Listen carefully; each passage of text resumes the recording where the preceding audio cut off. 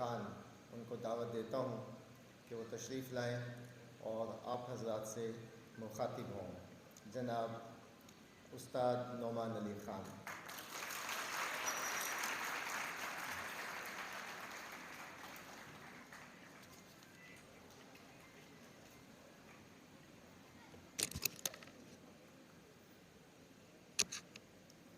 السلام علیکم ورحمۃ اللہ وبرکاتہ۔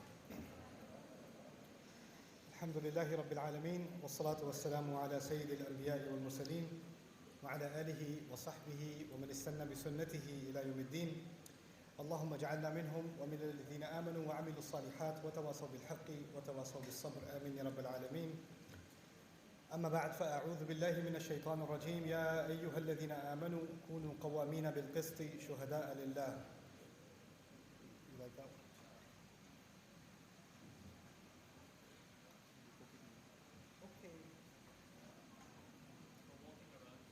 Oh, I'm not going to. Yeah, maybe we can all. Okay. No thanks. كونوا قوامين بالقسط شهداء لله ولو على أنفسكم أو الوالدين والأقربين إن يكن غنيا أو فقيرا فالله أولى بهما فلا تتبعوا الهوى أن تعدلوا وإن تلووا أو تعرضوا فإن الله كان بما تعملون خبيرا۔ رب اشرح لي صدري ويسر لي أمري واحلل عقدة من لساني يفقهوا قولي اللهم ثبتنا عند الموت بلا إله إلا الله اللهم اجعلنا من الذين آمنوا وعملوا الصالحات وتواصوا بالحق وتواصوا بالصبر آمين رب العالمين۔ آج جو مختصر سی بات میں آپ کے سامنے رکھنا چاہ رہا ہوں وہ یہ ہے کہ میں نے جہاں جہاں جا کر بہت سارے لوگوں سے بات کی ہے، ان کے سوالات سنے ہیں، تو ایک چیز سامنے واضح آئی ہے کہ بہت سارے لوگوں کو آپ میں سے یہ احساس ہوتا ہے کہ آپ کا جو مسئلہ ہے وہ بہت ہی یونیک ہے اور ایسا مسئلہ کسی اور کا نہیں ہے۔ تو جب تک آپ پوری کہانی کسی کو نہیں سمجھا دو گے تو اس کا جواب آپ کو نہیں ملے گا۔ اور یہ بات ٹھیک ہے کہ آپ کی سچویشن یا کسی اور کی سچویشن میں زمین آسمان کا فرق ہوتا ہے۔ ہر ایک کے پیرنٹس جیسے نہیں ہوتے، ہر ایک کی شادی ایک جیسی نہیں ہوتی، ہر ایک کے بہن بھائی ایک جیسے نہیں ہوتے، ہر ایک کے مسائل ایک جیسے نہیں ہوتے۔ اللہ تعالیٰ نے ہر انسان کی زندگی کا جو قصہ بنایا ہے اس میں اس نے جو لوگ ڈالے ہیں، اس کے اندر جو صلاحیت ڈالی، ان سب میں فرق ہے۔ تو ہر ایک کا معاملہ ایک طرح سے تو بالکل ہی منفرد ہوتا ہے۔ لیکن ایک بات جو سامنے آتی ہے کہ ہمیں اس بات کا خیال اتنا واضح نہیں ہے کہ قرآن نے زیادہ تر ہمیں کچھ قانون دیے ہیں، کچھ اصول دیے ہیں۔ وہ اصول اگر واقعی میں سمجھ آ جائیں تو ہزار مختلف سچویشنز سمجھ میں آ جاتی ہیں۔ یعنی سچویشن مختلف قسم کی بھی ہو، آپ کو کوئی ڈھونڈ کے کہیں مشکل سے کوئی حل نہیں نکالنا پڑے گا اگر یہ اصول ذہن میں سامنے رہیں۔ اور قرآن کے کئی مقامات پر اس طرح کے اصولوں کا ذکر ہے، اور ایک اصول اس آیت میں ہے جس کو میں آج تھوڑا سا بیان کرنے کی کوشش کروں گا۔ یہ آیت ہے 135 سورۃ النساء کی۔ اللہ تعالیٰ اس میں ہمیں انصاف کا حکم دے رہے ہیں۔ کہا ہے یا ایھا الذین آمنوا کونوا قوامین بالقسط شہداء للہ۔ تم لوگ جو ایمان کا دعویٰ کرتے ہو یا ایمان لا چکے ہو، قوام بنو۔ پہلی بات کہی ہے قوام بنو۔ قوام صیغۃ المبالغہ ہے اور یہ اس کے لیے استعمال ہوتا ہے جو چیز بار بار کی جاتی ہے، جیسے خباز روٹی بار بار بناتا ہے، قصاص گوشت کو بار بار کاٹتا ہے۔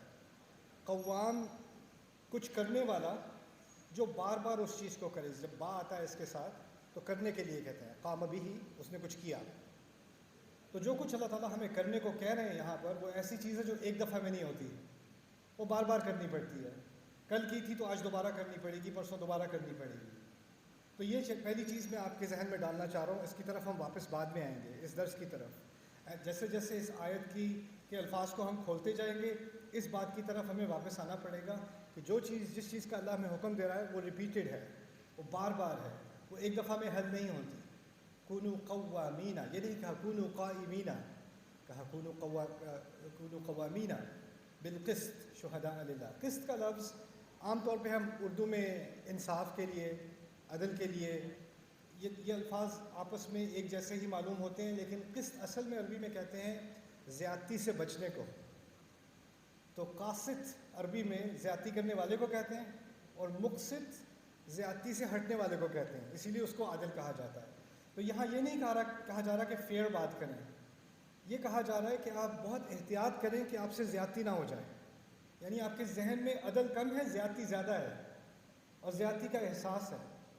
تو اب آپ اپنی زندگی میں اللہ تعالیٰ کہہ رہے ہیں کونوا قوامین بالقسط، کہ بار بار دیکھا کرو ہر جگہ کہ زیادتی تو نہیں ہو رہی، زیادتی تو نہیں ہو رہی، زیادتی تو نہیں ہو رہی، اور جہاں ہو رہی ہو تو اس کے خلاف کھڑے ہو جاؤ، زیادتی نہ ہونے دو۔ اور اگر کل کھڑے ہوئے تھے تو اب میں نے تو جو کہنا تھا میں نے کہہ دیا، اب دوبارہ کیا کھڑا ہونا، کل دوبارہ یہی مسئلہ ہوگا، دوبارہ کھڑا ہونا پڑے گا، پھر دوبارہ کھڑا ہونا پڑے گا، پھر دوبارہ کھڑا ہونا پڑے گا۔ کونوا قوامین بالقسط۔ اب آگے ایک مزید اضافہ بھی کر دیا، شہداء للہ، اللہ کو گواہ مانتے ہوئے۔ اس کے بھی بہت سارے فوائد ہیں، ایک فائدے کا میں ذکر کر دوں، وہ یہ ہے کہ اصل میں جب ہم کوئی بات صحیح بات کرنے سے ڈرتے ہیں نا، جیسے میں عام سی مثال دیتا ہوں کیونکہ یہ تو اب ایک اصول کی بات ہو رہی ہے لیکن ساتھ میں پریکٹیکل ایگزامپل بھی ساتھ چلتی جائے تو بات سمجھ میں آ جاتی ہے۔ فرض کریں اسکول میں بچہ ہے اور اس کا کچھ اور بچے مذاق اڑا رہے ہیں، اس کو بلی کر رہے ہیں، اور میں بھی اس کلاس میں ہوں، میں دیکھ رہا ہوں کہ اس کا مذاق اڑایا جا رہا ہے۔ اب میرے دل میں خیال آتا ہے مجھے کچھ کہنا چاہیے، مجھے ان کو روکنا چاہیے، یا مجھے اس کا ہاتھ پکڑ کے اس کو کہیں اور لے جانا چاہیے، مجھے کچھ کرنا چاہیے۔ پھر مجھے خیال آتا ہے اگر میں کروں گا نا تو میری باری اگلی ہوگی، وہ ایک کی بجائے دو کا مذاق اڑانا شروع کر دیں گے، میرے پیچھے پڑ جائیں گے۔ میں خواہ کیوں اپنے مول مصیبت لوں، جو بیٹھے رہو، جو ہو رہا ہے ہوتا رہے، بعد میں اس کی جا کے تعزیت کر دینا، کوئی بات نہیں میرے ساتھ بھی ہوتا تھا پچھلے سال، یہ کہہ دینا۔ ابھی بیچ میں مت پڑھو، ابھی بیچ میں پڑھو گے تو اپنے اوپر مصیبت آ جائے گی۔ اگر یہ آیت سمجھ میں آ رہی ہے تو اسی وقت کھڑا ہونا پڑے گا۔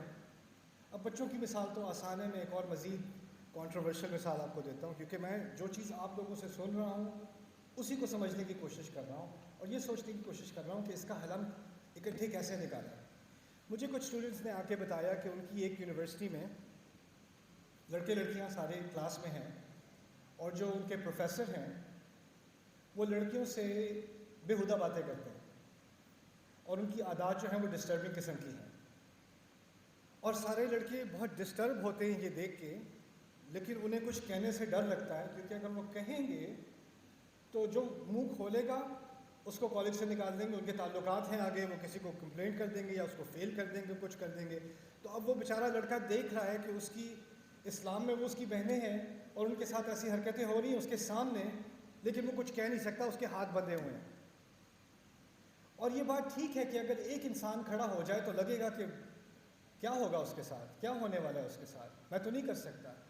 ایک اور خاتون مجھے ملی جو اپنے پروفیشن کے اندر، میڈیکل پروفیشن میں ہیں، ہاسپٹل میں کام کرتی ہیں، اور کہتی ہے میرے سامنے جو کرپشن ہو رہی ہوتی ہے اور مجھے کہا جا رہا ہے کہ یہ ایکوپمنٹ جو ہے یہ فالٹی ہے، اگر یہ استعمال ہوگا تو پیشنٹس کا نقصان ہوگا، لیکن یہ ہمیں ڈسکاؤنٹ پہ مل رہا ہے، اس کو آپ اپروو کر دیں، اور نہیں کریں گی، اگر نہیں کروں گی تو وہ مجھے کھا جائیں گے، میرا کریئر ختم کر دیں گے، میری زندگی برباد کر دیں گے۔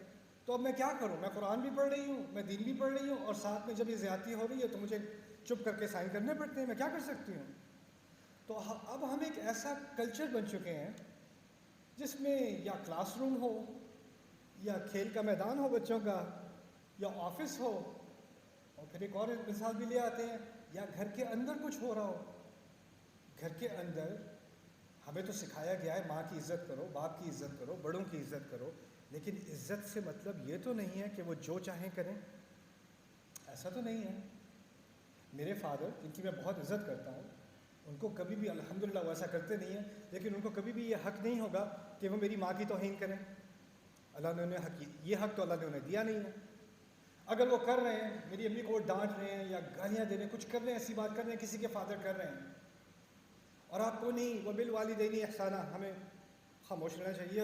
بڑے ہیں، وہ کہیں گے تم کیا بدتمیز ہو گئی ہو، نافرمان ہو گئی ہو یا نافرمان ہو گئے ہو، تم بیچ میں کچھ نہیں کہہ سکتے۔ تو ہمیں اب یہ فیصلہ کرنا ہوگا ایک قوم کے طور پہ کہ یا تو ہمیں کھڑے ہو جانا ہے، جو کچھ ہوتا ہے ہو، جو ہوتا ہے ہو، اور باقی سب کو نہیں دیکھنا، کیونکہ ہوتا یہ ہے کہ اگر میں کھڑا ہو بھی جاؤں کلاس میں اور کہوں یہ آپ نہیں کر سکتے، تو تو اور کوئی لڑکا کھڑا نہیں ہوگا اور کسی کی ہمت نہیں ہونی، مارا میں ہی جاؤں گا، مجھے ہی ذبح کرنا ہے سب نے۔ جب یہ ذہنیت آپ کے اندر آ گئی نا تو آپ سب لوگوں کو گواہ دیکھ رہے ہو، اللہ کو نہیں دیکھ رہے۔ یہاں کیا کہا ہے؟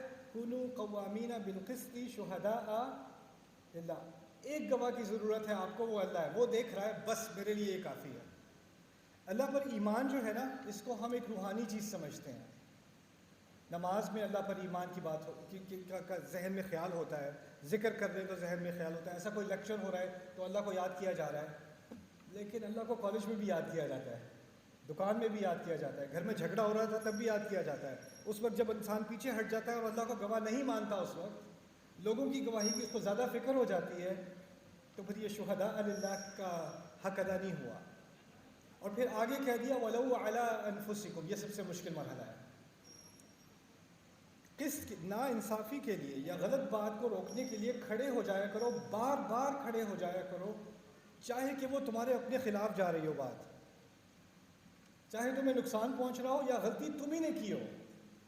اگر میں نے کوئی غلطی کی ہے تو اس کی ذمہ داری بھی مجھے ہی لینی، یہ نہیں سوچنا کسی نے دیکھا تو نہیں، چلو خیر بچت ہو گئی۔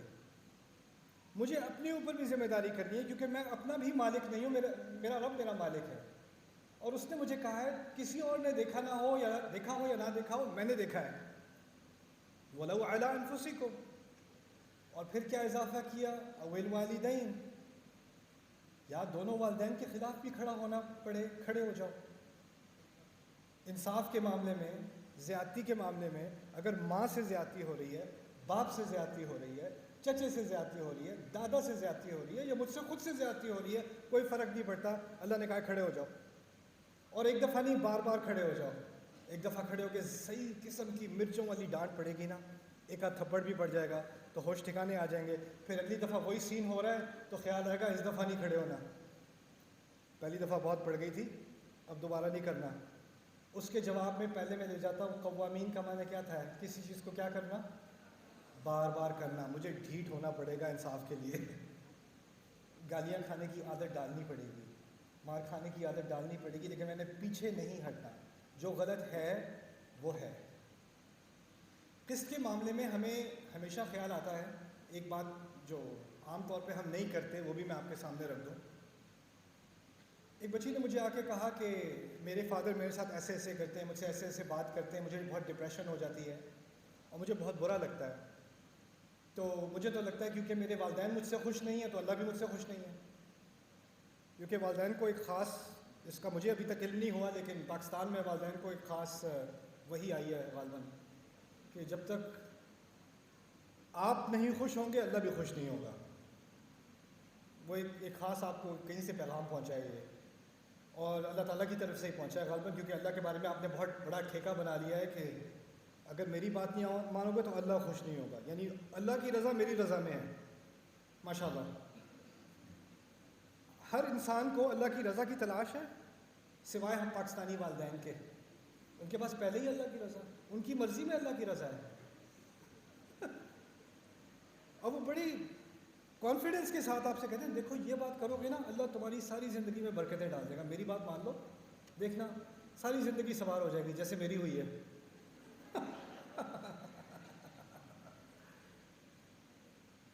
یہ جو اس کو میں کہتا ہوں ریلیجس بلیک میل،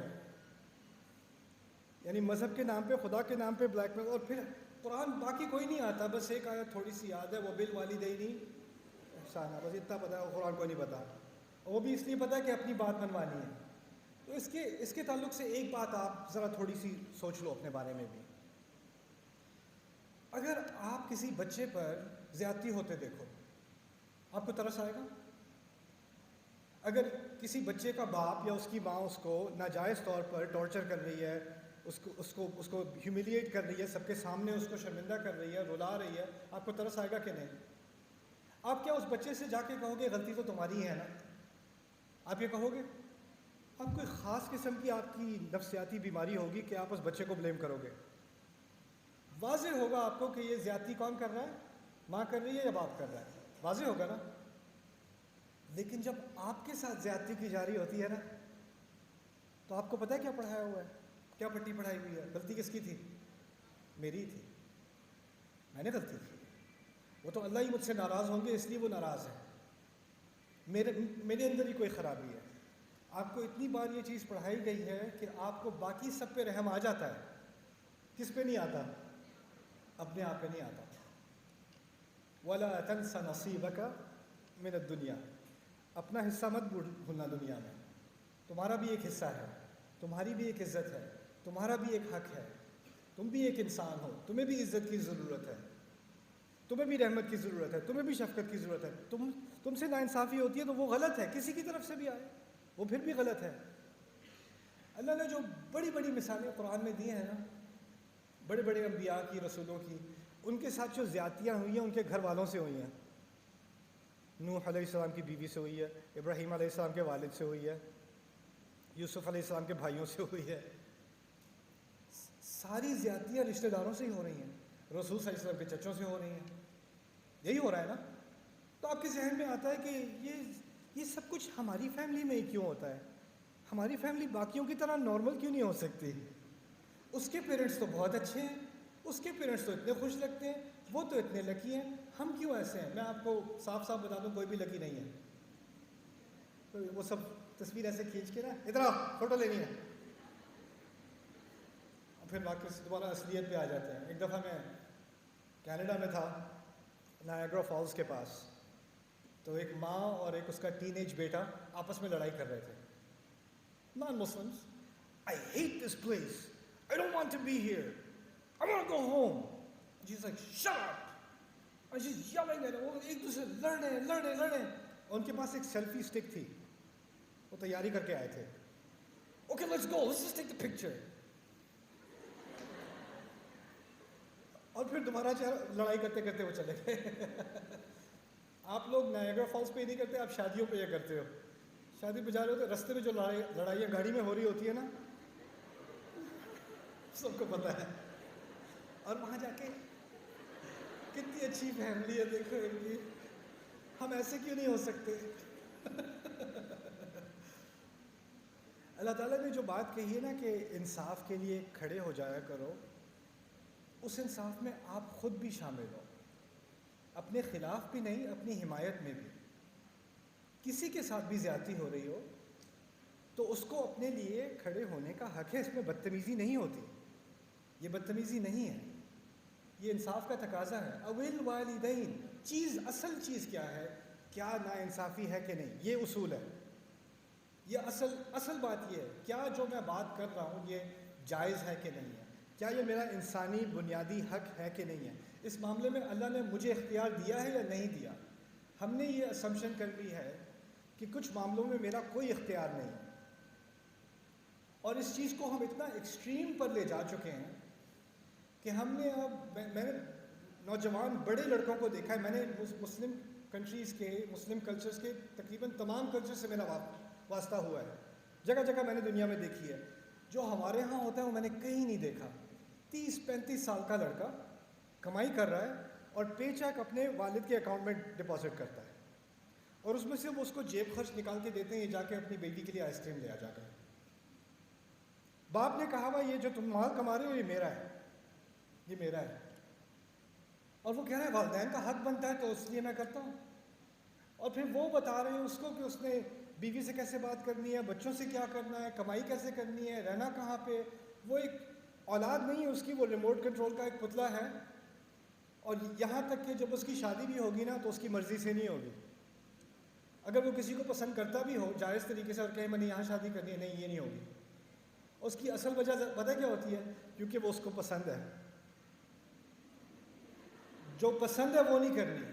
میں بتا دوں کیوں نہیں کرنی. کیونکہ جو پسند ہے اگر اس سے کر لی تو پھر وہ ہماری پکڑ سے نکل آئے گا. اگر ایسی جگہ شادی کرا دو جہاں اس کی پسند نہیں ہے تو وہ وہاں پہ مزریبل ہوگا. جب مزریبل ہوگا تو کمفرٹ کے لیے کہاں آئے گا؟ ہمارے پاس آئے گا, اور ہم کنٹرول کو برقرار رکھ سکیں گے. اٹس اے ریلی موبائل والدین احسان, ماشاء اللہ. سارے پیرنٹس ایسے نہیں ہوتے, اور آپ کو بعد میں میرے پیرنٹس ایسے بالکل نہیں ہیں کہنے کی ضرورت نہیں ہے, آپ کو انسیکیور ہونے کی ضرورت نہیں ہے. اور جو لوگ آگے زیادہ بڑھ کے کہتے ہیں نا میرے پیرنٹس تو بہت ہی اچھے ہیں, تو پتہ چل جاتا ہے کچھ جی بہت اچھے ہیں. اللہ تعالیٰ نے والدین کو بہت زیادہ حقوق دیے ہمارے دین میں، لیکن ان جو حقوق دیے ہیں نا ان کا ایک خلاصہ ہے، اور وہ خلاصہ اصل میں اسی آیت میں ہے، انہی آیات میں ہے سورۃ الاسراء کی. وَقَضَىٰ رَبُّكَ أَلَّا تَعْبُدُوا إِلَّا إِيَّاهُ وَبِالْوَالِدَيْنِ إِحْسَانًا إِمَّا يَبْلُغَنَّ عِندَكَ الْكِبَرَ أَحَدُهُمَا أَوْ كِلَاهُمَا فَلَا تَقُل لَّهُمَا أُفٍّ وَلَا تَنْهَرْهُمَا وَقُل لَّهُمَا قَوْلًا كَرِيمًا وَاخْفِضْ لَهُمَا جَنَاحَ الذُّلِّ مِنَ الرَّحْمَةِ وَقُل رَّبِّ ارْحَمْهُمَا كَمَا رَبَّيَانِي صَغِيرًا. ان تمام آیات میں کہیں اطاعت کا ذکر نہیں ہے، احسان کا ذکر ہے، آپ کی ہیوملٹی کا ذکر ہے، اپنی آواز نیچے رکھ کے بات کرنا، اونچی مت کرنا، ان کے سامنے اکڑنا مت، ان کو ڈانٹنا مت، ان کے ساتھ بدتمیزی مت کرنا، لیکن تمیز کے دائرے میں رہ کے نرمی سے بات کر کے اپنے حق کے لیے پھر بھی کھڑا ہونا پڑتا ہے. یعنی جس اسلوب سے آپ نے بات کرنی ہے اس کو تو قرآن نے سمجھا دیا، اس طریقے سے بات کرنی ہے، اس طریقے سے ڈیل کرنا ہے. وہ جیسے بھی ہو تم نے اپنے آپ کو غصے میں نہیں لانا، لیکن جو حق ہے وہ حق ہے. آپ الفاظ میرے نرم ہوں گے، بات پھر بھی میں نے سختی کرنی ہے، جو ہے وہ ہے. حق کو میں ٹیڑھا ادھر ادھر نہیں کر سکتا، جو غلط ہے وہ غلط ہے، اس سے میں نہیں ہٹ سکتا. اب دیکھیں اس کی جو میں چھوٹی چھوٹی مثالیں آپ کو دے رہا ہوں. آپ کا اپنے اوپر ایک حق ہے. اگر میرے فادر فرض کریں، انہوں نے نہیں کہا، اگر کہتے مجھ سے کہ بیٹا جو تمہارا پے چیک ہے نا وہ ڈال دیا کرو میرے اکاؤنٹ میں کہوں گا آئی لو یو ڈیڈ. نہیں. کیا مطلب نہیں؟ تمہیں نہیں پتا والدین کی، پیرنٹس کی کیا رسپیکٹ ہوتی ہے؟ جی مجھے پتا ہے، میں اسی لیے تو رسپیکٹفلی کہہ رہا ہوں. نہیں. کیوں نہیں؟ پھر وہ جا کے کہیں سے سرچ کریں گے، کہیں اسلامی حوالہ دے کے. اسلامی حوالے کا تھپڑ بڑے مزے کا ہوتا ہے نا. تو اسلام تو ہم صرف حوالہ دینے کے لیے، کسی اور کو گلٹ کرنے کے لیے، کسی کو شرمندہ کرنے کے لیے استعمال کرتے ہیں. اب وہ بالوالدین احسانا چلا نہیں، کوئی اور مل جائے. او ایک حدیث مل گئی مجھے، انت ومالک لابیک، تم اور تمہارا مال تمہارے باپ کا ہے. انت ومالک لابیک. میں نے پھر آگے سے سوال پوچھا، اچھا اگر واقعی ہے تو جب ایک دن میری موت ہوگی، اللہ نے ہر ایک کو لینا ہے، تو میری جائیداد کا حصہ تو پھر 100% آپ کو جائے گا نا. کیونکہ اگر میں اور میری تمام دولت آپ کی ملکیت ہے تو جائیداد کا 100% آپ کو جانا چاہیے. قرآن تو کہہ رہا ہے آپ کو اتنا حصہ ملے گا، اتنا حصہ ملے گا، اتنا حصہ ملے گا. اگر یہ ساری پراپرٹی آپ ہی کی ہے تو قرآن میری جائیداد کو کیوں تقسیم کر رہا ہے؟ وہ تو آپ ہی کی ہے، پھر وہ تو میری ہے نہیں. اس کا تو مطلب ہے آپ کی کوئی پراپرٹی آپ کی ہے نہیں، آپ کے فادر کی ہے. آپ کے نام پہ کوئی چیز ہو ہی نہیں سکتی، آپ کے فادر کے نام پہ ہوگی. اس کی کوئی تک بنتی ہے زندگی میں؟ کوئی گاڑی لی اپنے ابو کے نام پہ ڈال دو، کوئی گھر لیا اپنے ابو کے نام پہ ڈال دو، کوئی بینک اکاؤنٹ کھولا ابو کے نام پہ کر دو، ساری چیزیں ابو کے نام پہ کر دو. آپ کی کوئی ہستی ہے ہی نہیں، اور ابو کے پاس بھی نہیں رہے گی. اگر دادا حیات ہے تو ٹرانسفر اوپر اور ہو جائے گا. تو پھر میں کہوں گا اگر آپ کا ہے تو آپ کا تھوڑی، وہ تو دادا کا ہے، میں دادا کو ہی دے دیتا ہوں، کیونکہ آپ کا بھی تو نہیں ہے نا. وانتا وہ مالک علی ابھی. تو جو باتیں لائی جاتی ہیں سامنے، ان کو اگر صحیح سے سمجھنا نہیں ہے، اور ہمیں پتہ بھی نہیں ہوتا کہاں سے یہ بات لائی جا رہی ہے، اس کا اصل مفہوم کیا ہے، لیکن اس کو ہم استعمال کرتے ہیں کس چیز کے لیے؟ زیادتی کے لیے. میرا اپنا بھی حق ہے. نہیں، آپ کا جو حق ہے، آپ میرے والدین ہیں، میں آپ کا حق آپ سے کبھی نہیں لوں گا، لیکن میں آپ کو کبھی کسی اور کا حق بھی لینے نہیں دوں گا، اپنا بھی نہیں، کسی اور کا بھی نہیں. یہ میری ذمہ داری ہے، مجھے صاف کہنا پڑے گا. یہ دائرے ہیں، یہ اللہ نے مجھے ذمہ دار بنایا ہے، اس میں میری ذمہ داری ہے. زکوٰۃ مجھے دینی ہے، آپ کو نہیں دینی اپنے مال پہ. جیسے ہے بیوی ہے میری مدر مجھ سے کہ اپنی بیوی کو سمجھاؤ ذرا، سیدھا کرو اس سے. میں کہوں گا نہیں، میں نے کوشش کی تھی، نہیں ہوا. میں کہوں گا دیکھیں، جو معاملہ میرا اور میری بیوی کا ہے نا، وہ ایک دائرہ اللہ نے بنایا ہے، اور اس دائرے میں آپ کا کوئی عمل دخل نہیں ہے. وہ اپنے گھر میں، اپنے گھر کی ولا میں تھی، اس کا باپ اس کا ولی تھا، اور جب نکاح ہوا تو اللہ کے اس میثاق غلیظ کی وجہ سے، اس بھاری کانٹریکٹ کی وجہ سے میں اس کا ولی بن گیا. اس کے باپ کی ذمہ داری ہوا کرتی تھی اس کی حفاظت کرنا، اس کی خوشی کا خیال رکھنا، اس کے دین کی حفاظت کرنا، اس کی عزت کی حفاظت کرنا، اس کے جذبات کی حفاظت کرنا، ہر طرح سے اس کی حفاظت محبت کے ساتھ. اسی کو ولایا کہا جاتا ہے. وہ ذمہ داری اس کے فادر کی تھی. نکاح کے فوراً بعد وہ ذمہ داری کس کی ہو گئی؟ میری ہو گئی. میں شوہر ہوں، میری ہو گئی. اب جب میری ہو گئی تو آپ میری ماں تو ہیں، لیکن آپ اس ذمہ داری میں آپ ایک تھوڑی سی بھی انگلی نہیں لگا سکتے. آپ نے جو کہنا ہے مجھے کہہ دیں، مجھے آپ نے جوتے مارنے مار دیں، وہ بھی میں کہوں گا نہیں ماریں، میرا حق بنتا ہے کہ آپ نہ ماریں. لیکن ادھر آپ کا کوئی عمل دخل نہیں ہے. وہ میرا دائرہ ہے، وہ اللہ مجھ سے پوچھے گا، آپ سے نہیں پوچھے گا. اچھا بیوی ہو، کچھ لڑکیاں کیونکہ ہماری سوسائٹی میں زیادہ اگریشن ہو گئی ہے تو لڑکیوں کو بھی شادی سے پہلے اس کی سہیلیاں سمجھاتی ہیں ادھر گھر جا کے تم نے نا ایسا ڈرامہ کرنا ہے کہ کوئی تمہیں دبا نہ سکے، کیونکہ اگر تم اسی طرح نائس رہی نا تمہیں کچل دیں گے وہ لوگ. تو شادی سے 2 دن پہلے اس کو اورینٹیشن دی جاتی ہے کہ وہ ہتھیار نیزے تیز کر کے وہ نکاح کے اندر آئے. وہ بہت ہی نائس تھی شادی سے پہلے، شادی کے بعد شوہر بھی دیکھتا اس کو یہ تو UFC میں تھی، کیا تھا یہ، کیا ہو رہا ہے کیونکہ وہ تیار ہے لڑائی کے لیے، وہ ہائپر اگریسو ہو جاتی ہے اپنے آپ کو ڈیفینڈ کرنے کے لیے. اب وہ میری ماں سے اگریسو ہو رہی ہے تو بیچ میں کس کو آنا ہے؟ وہ بھی قسط کے خلاف ہے. اس کو کسی نے حق نہیں دیا کہ وہ میری ماں کی بےزتی کرے. مجھے رستے میں نہیں، تم یہ نہیں کر سکتی، تمہارا یہ دائرہ ہے، تم نے جو کرنا ہے میرے ساتھ کرو، میرے بھی حقوق ہیں تمہارے بھی حقوق ہیں، لیکن تم وہاں کچھ نہیں کرو گے، تم ان کو کچھ نہیں کہہ سکتی. بنیادی سی کمپلیکیٹڈ چیز نہیں ہے، بنیادی سی چیز ہے، لیکن ہم نے ان بنیادی اصولوں کو بھلا دیا ہے جو قرآن میں کہے گئے ہیں. اب آخری بات سمجھ لیں، لمبی آیت ہے لیکن اس کے آخر میں کچھ کلازز ہیں جو ہمیں اب سمجھنے کی ضرورت ہے. اب کہا ہے فَلَا تَتَّبِعُوا الْهَوَىٰ أَن تَعْدِلُوا، بڑے جامع الفاظ ہیں.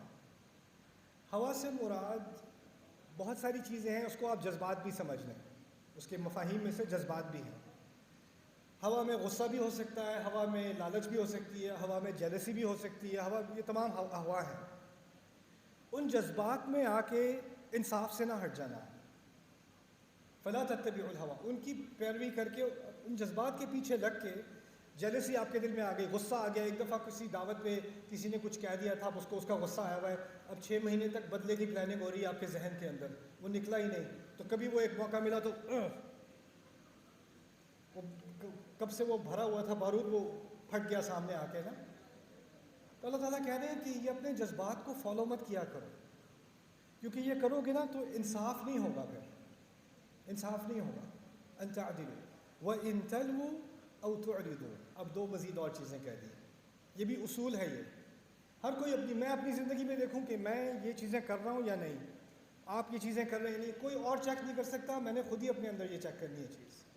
اللہ تعالیٰ کہہ رہے ہیں کہ اور اگر تم لوگوں نے بات کو ٹیڑھا کر کے بیان کیا، اب یہ بھی سمجھ لینا، ٹیڑھا کرنا بات کو، زبان کو ٹیڑھا کرنا. کوئی مجھے آ کے کہتا ہے سر میں نے اپنے شوہر کے بارے میں آپ کو کچھ بتانا ہے، وہ بہت ظالم ہے، بہت بری باتیں کرتے ہیں، یہ کرتے ہیں وہ کرتے ہیں، سارا سنا دیا مجھے. تو میں کہوں اچھا میں ان سے بات کر لوں؟ نہیں نہیں نہیں نہیں نہیں. تو شاید آپ نے تمام بات بتا دی مجھے. جی میں نے آپ کو ساری بات بتا دی، کوئی چیز نہیں چھوڑی. نہیں بالکل نہیں چھوڑی میں نے. اچھا کیا یہ ممکن ہے کہ کوئی اپنی طرف سے تو پوری بات بتا دے اور جو اس میں سے 1% بھی بات ہو جو اس کے فیور کے خلاف جا رہی ہے وہ اس کو تھوڑا سا سکپ کر دے؟ بچے آتے ہیں آپ کے، بھائی نے مجھے مارا، اتنی زور سے مارا. آپ پوچھو کیوں مارا؟ کیونکہ ہی ہیٹس می. نہیں مارا کیوں؟ ابھی کیوں مارا؟ کیونکہ وہ ایول ہے اس لیے.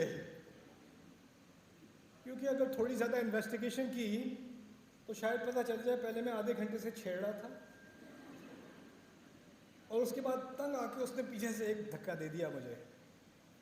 یعنی آپ ہو سکتا ہے کہ اپنی کہانی جس میں آپ کے ساتھ زیادتی کی جا رہی ہے اس میں آپ صرف وہی باتیں رکھیں اپنے ذہن میں بھی اور کسی سے بات کرتے ہوئے بھی جس میں 100% جو کنکلوژن ہے وہ یہ ہو، جو نتیجہ ہے وہ یہ ہو کہ آپ مظلوم ہیں اور وہ ظالم ہیں. آپ نے تو کچھ غلط کیا ہی نہیں، آپ کے ساتھ زیادتی ہوتی ہے آپ بیچاروں کے ساتھ، باقی سب آپ کے پیچھے پتہ نہیں کیوں پڑے ہوئے. وہ انتلو، بات کو ٹیڑھا کر کے بتانا، اس میں سے کوئی چیزیں سکپ کر دینا، اپنی طرف باعث ہو جانا یا کسی اور کی طرف باعث ہو جانا، یہ ہے تلو او تعرضو۔ اور اس لغو کی اور مثالیں بھی ہیں۔ ایک اور مثال میں آپ کے سامنے رکھ دوں جو ہمارے کلچر میں بہت زیادہ ہے۔ سائیکالوجی میں ہم اس چیز کو پڑھتے ہیں کہ جب آپ کے ساتھ کوئی بہت زیادہ زیادتی کر رہا ہو نا، تو وہ ہمیشہ زیادتی نہیں کر سکتا، اس کو کچھ اچھی چیزیں بھی کرنی پڑتی ہیں بیچ بیچ میں۔ تو آپ کے ساتھ بہت زیادہ، جیسے کوئی پیرنٹ ہے جو زیادتی کرتے ہیں، بہت زیادہ ہارشلی بات کرتے ہیں، وہ بری باتیں کریں گے، پھر انڈا پراٹھا لا کے دے دیں گے، تم تو یہ ہو، وہ ہو، یہ ہو، پتی لگ رہی ہو، کھانا کھا لو۔ تو وہ ایک نائس چیز پھر 100 خراب چیزیں، پھر ایک نائس چیز پھر 100 خراب چیزیں۔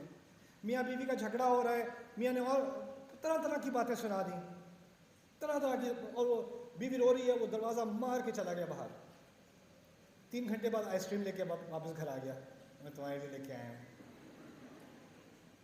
یعنی زیادتی بھی ہوتی ہے اور پھر کچھ اچھا بھی ہوتا ہے، لیکن اس کا مقصد کیا ہوتا ہے کہ دیکھیں انسان کا نا، جب اس کے ساتھ زیادتی کرتے ہو تو اس کے صبر کا میٹر جو ہے وہ بھرتا چلا جا رہا ہے، اور وہ جب وہ پھٹنے کے قریب آ جاتا ہے نا، تو جو صبر کا امتحان لے رہا ہوتا ہے آپ کا، اس کو اندازہ ہو جاتا ہے کہ یہ پھٹنے والا ہے۔ تو اگر اس کو کل زیادتی دوبارہ کرنی ہے نا، تو اس کا ٹیمپریچر تھوڑا نیچے لانا پڑے گا، آئس کریم لے آؤ، تھوڑی ٹھنڈ پڑ جائے گی، پھر کل دوبارہ سے شروع کریں گے۔ پھر وہ پھٹنے لگے تو کیا کرے گا، دوبارہ آ کے آئس کریم نہیں ہوگی تو پھول ہوں گے، کچھ اور ہوگا، اور پھر وہ دوبارہ آرام سے پھر زیادتی کر سکیں گے، کیونکہ اس کی مائلیج پوری کرنی ہے نا۔ یہ نہیں ہے کہ بندہ بدل گیا ہے، ہوتا یہ کہ آئس کریم کھانے کے بعد بیوی کو بھی احساس ہوتا ہے آج تو یہ واقعی بدل گئے، میری قسمت بدل گئی ہے۔ وہ سو کے اٹھتی ہے تو وہ دوبارہ وہی پرانا والا بن جاتا ہے ایک دم سے۔ ہاں میں جا رہا ہوں، کہاں پہ، کال مت کرنا مجھے۔ یہ کیا ہوا، ابھی تو کل تو آئس کریم لے کے آئے تھے، وہ تو ختم بھی نہیں ہوئی ابھی، رائٹ۔ میں یہ کہنا چاہ رہا ہوں کہ آپ اب کیونکہ اس نے کچھ اچھا بھی کیا ہے، بیوی نے بھی کچھ اچھا کیا، برائیاں بہت کی ہیں، یا پیرنٹ نے کچھ اچھا کیا، برائیاں بھی، زیادتی بھی بہت کی ہے، تو جب حق بات کرنے کو آتی ہے تو کہتی نہیں وہ اتنے برے نہیں ہیں، وہ اچھی چیزیں بھی کرتے ہیں، پتہ ہے وہ بہت اچھے بھی ہیں۔ ہم مارتے ہیں، 1-2 دفعہ ہڈی ٹوٹی ہے، لیکن وہ پھر اس کے بعد ہسپتال بھی تو وہی لے کے گئے تھے نا، بل بھی تو انہوں نے ہی دیا تھا نا آخر میرا تو انہوں نے وہ کاسٹ کے اوپر سگنیچر بھی کیا تھا، ہارٹ بھی بنایا تھا اس کے اوپر۔ آپ اپنے آپ سے جھوٹ بولنا شروع کر دیتے ہو، اپنے آپ کو آپ پٹی پڑھانی شروع کر دیتے ہو کہ جو زیادتی ہو رہی ہے وہ اتنی بری نہیں ہے، اتنا ایسا تھوڑی ہے، وہ اتنا اچھا آپ کے اوپر ہپنوسس کرتے ہیں، اتنا کنٹرول کرتے ہیں، سائیکولوجیکل کنٹرول کرتے ہیں کہ آپ اپنے آپ کو دھوکہ دینے میں ماہر بن جاتے ہو، وہ بھی تلو ہے۔ اور پھر چیزیں آپ کے سامنے ہو رہی ہیں، غلط کام ہو رہے ہیں، اور آپ اس کو، چلو آپ سوچتے ہو نہیں میں نے کچھ نہیں دیکھا تھا لیکن کچھ نہیں دیکھا، فون پہ کچھ میسیجز دیکھ لیے اور ایسے نہیں ایسی کوئی بات نہیں ہے، کچھ نہیں ہوا۔ یا آپ کے ساتھ فرض کریں آپ کے جو باپ بیٹا ہے اس میں جھگڑا ہو رہا ہے، باپ نے کو بہت ہی بری بات کہہ دی، تو چھوٹا بیٹا آ کے ماں سے کہتا ہے ماما یا بابا نے یہ کہا تھا، نہیں کچھ نہیں کہا تھا انہوں نے، ایسے تمہارے کان خراب ہو گئے ہیں، کچھ نہیں کہا تھا۔ یہ کیا ہے، او تعرضوا، بات کو جان بوجھ کر اگنور کرنا، جیسے وہ ہوئی ہی نہیں، جیسے وہ ہوئی ہی نہ ہو۔ یہ چیزیں کرو گے تو اس آیت میں جو اصول ہے اس کا تمہیں کوئی لحاظ نہیں ہے۔ ایک آیت ہے صرف، اس کو غور سے پڑھ لے انسان تو اس کو نظر آنا شروع ہو جائے کہاں کہاں میں کیا کیا زیادتیاں کر رہا ہوں، کیا کیا زیادتیاں ہوتے دیکھ رہا ہوں، اور پھر زبان کو ٹوسٹ کر کے اس کو موڑ توڑ کے ایسے بیان کرتا ہوں کہ کوئی زیادتی ہے ہی نہیں، یا اس کو پوری طرح اگنور کرتا ہوں، اس کے بارے میں بات ہی نہیں کرتا، چھیڑو ہی مت اس چیز کو۔ اور تعالیٰ آخر میں کہتے ہیں فَإِنَّ اللَّهَ كَانَ بِمَا تَعْمَلُونَ بَصِيرًا، پھر جان لو اللہ جو کچھ کرتے رہے ہو خبیرہ، اللہ جو کچھ کرتے رہے اس کے بارے میں اس کو مکمل خبر ہے۔ اس سے اگلی آیت میں ذرا آیات کا آپس میں ایک جوڑ ہوتا ہے، آخری بات میں آپ کے سامنے رکھ رہا ہوں، یا ایھا الذین آمنوا آمنوا باللہ ورسولہ والکتاب الذی نزل علی رسولہ، ایمان والوں ایمان لے آؤ اللہ پر، اس کے رسول پر، اس کتاب پر جو اس نے اپنے رسول پر نازل کی ہے۔ یہ آیت کہاں ہے، اس آیت کے فوراً بعد، یعنی جو بات کہی جا رہی ہے نا ابھی وہ مان لو، یہ مانو گے تو یہ اس بات کا ثبوت ہوگا کہ کہ تم میں واقعی ایمان ہے، واقعی ایمان لے آؤ. دعوے میں تو ایمان ہے، اب اس ایمان کو زندگی میں لے آؤ، اس کتاب کو مان لو، اس کے اصولوں کو اپنی زندگی میں اپلائی کرنا شروع کر دو. یہ چیزیں ہیں جو میرے نزدیک ہمیں اب اس ملک میں میرے بہن بھائیوں کو، میرے چھوٹے بیٹے بیٹیوں کو یہاں پر، میرے بڑوں کو، ہم سب کو اور مجھے خود ان اصولوں کی اب بڑی شدید ضرورت ہے. کیونکہ ہم بات کرتے ہیں بین الاقوامی سطح پہ، انٹرنیشنل لیول پہ زیادتی ہو رہی ہے، حکومتی لیول پہ زیادتی ہو رہی ہے، بازاروں میں زیادتی ہو رہی ہے، بزنس میں زیادتی ہو رہی ہے، جائیداد کے معاملوں میں زیادتی ہو رہی ہے. جی ہم تو کچھ کر ہی نہیں سکتے، دیکھیں نظام ہی خراب ہے، جی تو کچھ ہو ہی نہیں سکتا، ہر جگہ زیادتی ہو رہی ہے، کس نہیں ہے، دیکھو اللہ نے اتنی زبردست آیت دی ہے انصاف کے بارے میں، انصاف کہاں ہے؟ لیکن جن چیزوں میں آپ کا اپنا کنٹرول ہے، آپ کے اپنے لیونگ روم میں انصاف ہے، آپ کے گھر میں انصاف ہے، آپ کی فیملی میں جو باتیں ہو رہی ہیں ان میں انصاف ہے، جب وہاں نہیں ہوگا تو باہر کیسے جائے گا؟ بات تو گھر سے شروع ہوتی ہے نا. انسانیت فرد سے شروع ہوئی ہے، فرد کے بعد فیملی بنی ہے، فیملی کے بعد محلہ بنا ہے، محلے کے بعد سوسائٹی بنی ہے. تو اگر یہاں سے قسط شروع نہیں ہوگا نا تو وہ آخر تک کبھی بھی نہیں پہنچے گا. اور جس کو گھر میں ہی ٹریننگ دے دی گئی ہے کہ کوئی بری بات ہو رہی ہو تو آگے سے کچھ نہیں کہنا، وہ ایک دن آفس میں کام کرے گا، اس کے سامنے کچھ برا ہو رہا ہوگا تو اس کی تو پہلے سے ہی تربیت ہے، اس نے کچھ نہیں کہنا آگے سے. جس کے پاس طاقت ہے اس کے پاس خاموش کرنے کی طاقت ہے. میں آگے سے خاموش ہو جاؤں، مجھے تو یہی سکھایا گیا ہے.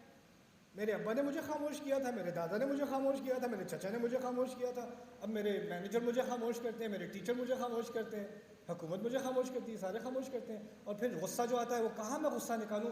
یہ سب اسرائیل نے کیا ہے، پتہ ہے، یہ چائنا کر رہا ہے، چائنا، یہ امریکہ کی سازش ہے. وہ کہیں اور سے ڈھونڈ کے لاؤ سازش، جو سامنے ہو رہا ہے اس کو فیس نہیں کر سکتے نا. جب اس کو اگنور کرتے ہو تو دماغ ہر جگہ جاتا ہے، جہاں جانا چاہیے وہاں نہیں جاتا. اصل تبدیلی ہم لے آئیں تو انشاءاللہ یہ ملک ایک اور ہی چیز بن جائے گا. جو اس کے اندر پوٹینشل ہے، جو اس کے اندر را پوٹینشل ہے، جو اس کے نوجوانوں میں جو ذہانت ہے، جو ٹیلنٹ ہے، جو ان کے اندر ایک قابلیت ہے، وہ میں نے یہاں بھی دیکھی ہے، دنیا جہاں میں نے پاکستانیوں کو دیکھا ہے. لیکن جو چیز ہمیں پیچھے رکھے ہوئے ہے نا، ہم اصول والے لوگ نہیں رہے. ہم سے کہیں کم کریٹو، ہم سے کہیں کم ذہین، کہیں کم ہر معاملے میں کم ٹیلنٹڈ اور قومیں ہیں جو صرف اصولوں کی بنیاد پر بہت آگے نکل گئی ہیں. اور اللہ نے ہمیں بہت صلاحیتیں دی ہیں. اب میں یہ نہیں کہہ رہا کیونکہ میں پاکستانی ہوں، اللہ نے ہمیں بہت عظیم صلاحیتیں دی ہیں. جہاں ہماری کمی ہے نا وہ بنیادی اصولوں کی ہے، ایتھکس کی کمی ہے ہمارے یہاں، قرآن کے اصولوں کی کمی ہے. قرآن کو پڑھو زندگی میں لانے کے لیے، اس کے اصولوں کو اپنی زندگی میں ڈالنے کے لیے. اللہ تعالیٰ ہم سب کو اس کے اصولوں پر قائم ہونے کی توفیق دے. بارک اللہ لی و لکم فی القرآن الحکیم ونفعنی و ایاکم بالآیات والذکر الحکیم. السلام علیکم.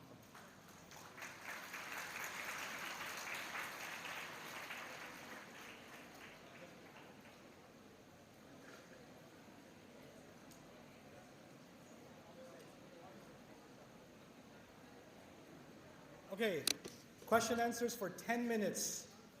So if you have, they'll pass the mic. سب سے پیچھے سے شروع کریں، سب سے پیچھے.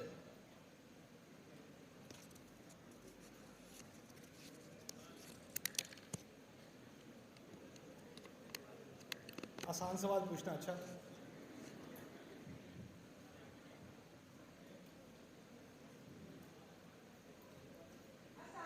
السلام.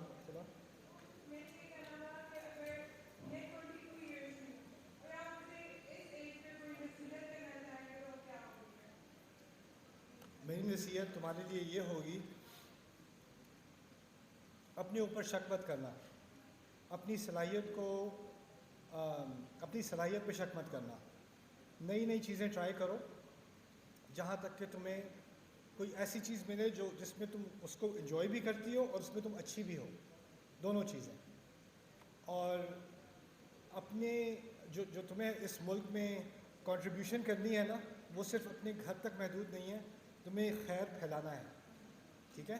تو اپنے اندر ایک کانفیڈنس پیدا کرنا ہمیشہ انشاءاللہ، اور اپنے آپ کو کمپیریزن سے نکال دینا. کسی سے کمپیئر نہیں کرنا اپنے آپ کو، کلاس میں نہیں، کالج میں نہیں، کریئر میں نہیں، شادی میں نہیں، بہن بھائیوں میں نہیں. اس کی تو شادی بھی ہوگی، میری ابھی تک نہیں ہوئی. اس کا یہ تھا، میرا یہ ہے. اس کے پاس یہ والا سوٹ ہے، میرے پاس یہ والا سوٹ نہیں ہے. یہ کمپیریزن جب اپنی زندگی سے نکال دو گی نا، اچھی زندگی گزارو گی انشاءاللہ. اوکے، وعلیکم السلام.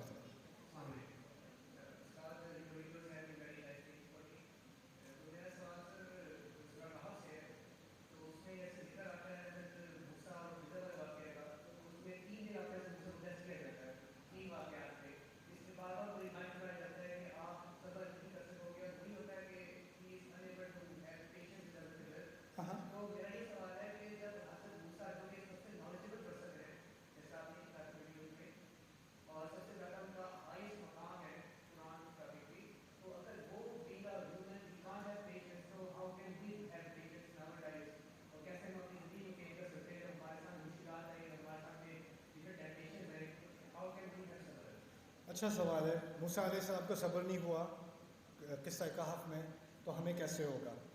بہترین سوال ہے. موسیٰ علیہ السلام کو جو صبر نہیں ہوا تھا وہ ناانصافی پہ صبر نہیں ہو سکا تھا انہیں. ٹھیک ہے، ناانصافی ہو رہی ہے، اس کو ہوتے وہ دیکھ نہیں سکتے. یہی تو ان کی نوجوانی میں بھی ان کے سامنے ناانصافی ہو رہی تھی، لگ رہا تھا انہیں ناانصافی ہو رہی ہے، تو جا کے فوقظہ موسیٰ فقضى علیہ، وہی تو ہوا تھا. اسی طرح جب لوگوں نے ان سے، بنی اسرائیل، ان کے ماننے والوں نے ان سے کہا تھا کہ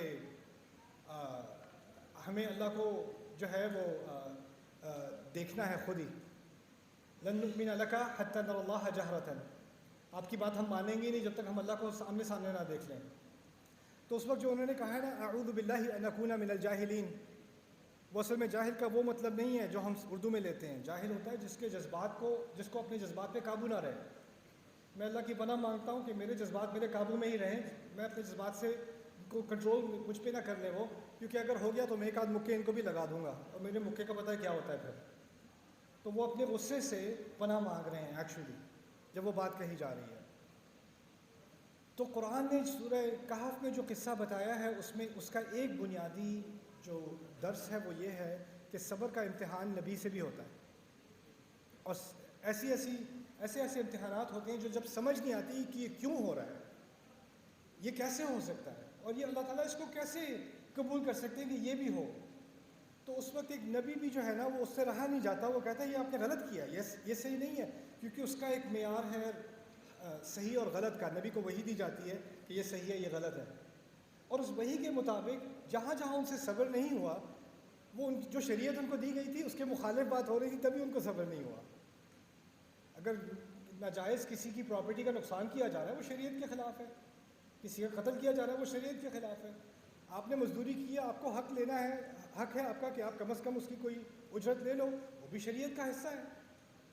تو جو بات انہوں نے کی ہے وہ جو انصاف اللہ نے ان کو نازل کیا تھا اس کے مطابق ہے. لیکن اللہ نے یہاں یہ بات سکھائی ہے کہ کچھ فیصلے اللہ کے ایسے ہوتے ہیں جن کا تعلق ایک اور شریعت سے ہے، اور وہ شریعت انسانوں کے لیے نہیں ہے، وہ اللہ کا اپنا ایک خاص نظام ہے، اور اس کے اپنے کچھ ایسے بندے ہیں جو وہ کام کرتے ہیں. تو اگر آپ پوچھیں فلانے کو کینسر کیوں ہوا، اس نے کیا ڈیزرو کیا تھا کہ اس کو کینسر ہو جائے؟ فلانے کا کار ایکسیڈنٹ کیوں ہوا، وہ کیوں مر گیا اس کے اندر، اس کا کیا قصور تھا؟ تو لوگوں کو ایسی باتوں پہ صبر نہیں آتا. تو اللہ تعالیٰ نے موسیٰ کی مثال سے سکھایا ہے کہ جب ایسی بات تمہارے سامنے ہوتی ہے جس کا تمہیں صبر نہ آ رہا ہو، وہ اس لیے ہوتا ہے کہ تمہیں اس کے پیچھے جو غیب کا پردہ ہے نا، اس کے پیچھے ایک حقیقت تھی جس کو اللہ تعالیٰ نے تمہیں بتانا ہی نہیں ہے. وَمَا كَانَ اللَّهُ لِيُطْلِعَكُمْ عَلَى الْغَيْبِ. اس طرح سمجھ لو کہ جو واقعات ہوتے ہیں دنیا میں ان کے سامنے ایک پردہ ہے، اور اس کی ایک حقیقت ہے اس کے پیچھے. کہف کے قصے میں اللہ نے تھوڑا سا پردہ اٹھا کے آخر میں ان کے ذریعے، ان کے استاد کے ذریعے تھوڑا سا انکشاف کرا دیا کہ دیکھیں یہ اصل بات تھی، یہ اصل بات تھی، یہ اصل بات تھی. لیکن اس تھوڑی سی ڈسکوری کے بعد ہم نے کیا سیکھا کہ اللہ یہ پردہ ایسے نہیں کھولا کرتے، وہ موسیٰ کے لیے کھولا تھا. تو آپ کی زندگی میں ہزار چیزیں ہوں گی جو آپ کہیں گی اللہ نے کیا کیوں، اس کی حکمت کیا تھی. اچھا جی، اوکے. وہ کہہ رہے تھے سموسے تیار ہیں. نہیں کیا ہے. تو لوگ آپ کے ذہن میں جو سوال آتے ہیں، آپ کو آتا ہے کہ اللہ کی اس میں کیا حکمت ہے، اللہ کی کیا حکمت ہے اس کے اندر. مجھے اللہ کی حکمت سمجھنی ہے. وَمَا كَانَ اللَّهُ لِيُطْلِعَكُمْ عَلَى الْغَيْبِ. اللہ تمہیں کیوں بتائے غیب کی بات؟ وہ تو نہیں بتائے گا تمہیں. تم کون ہوتے ہو کلاسیفائڈ انفارمیشن کو ایکسیس کرنے والے؟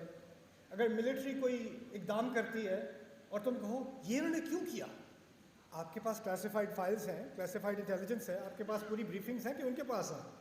جب ان کے پاس ہوتی ہے وہ ایک ایکشن کرتے ہیں اور آپ کی وہ ایکسیس ہے ہی نہیں کہ آپ کو وہ سمجھ آئے وہ کیوں ہو رہا ہے، کیا ہو رہا ہے. اللہ تعالیٰ کی بھی کچھ خاص میٹنگز ہیں، ان کی بھی کچھ خاص پلاننگز ہیں. جو سکھا دیا ہے ہمیں وہ یہ ہے کہ ہمارے صبر کا امتحان واقعی ہوگا، اور اس میں تسلی صرف اس بات سے آئے گی کہ کچھ چیزیں ہیں جو صرف اللہ ہی جان سکتا ہے اور آپ کو اس پہ صبر کرنا پڑے گا. لیکن صبر کے بارے میں جہاں گیا ہوں میں نے صبر کے بارے میں بات کی ہے، آپ کے سامنے بھی کر دوں. صبر کا غلط استعمال پاکستان میں ہی ہوتا ہے. صرف صبر کا غلط استعمال. صبر اتنی خوبصورت چیز ہے قرآن کے اندر، اور ہم نے ایک نیا صبر بنایا ہے، وہ اس کو میں پاکستانی صبر کہتا ہوں، لیکن اس کا اصل معنی جو ہے وہ بزدلی ہے. وہ کیا ہے؟ کسی کے ساتھ زیادتی ہو رہی ہے گھر پہ، کوئی زیادتی کر رہا ہے، ناانصافی کر رہا ہے، کیا کہا جاتا ہے اس سے؟ صبر کرو، صبر کرو. ٹیچر نے کوئی زیادتی کر دی اسٹوڈنٹ کے ساتھ، بیٹا صبر کرو، بڑے ہیں. ماں باپ نے زیادتی کر دی، بیٹا صبر کرو، ماں باپ ہیں.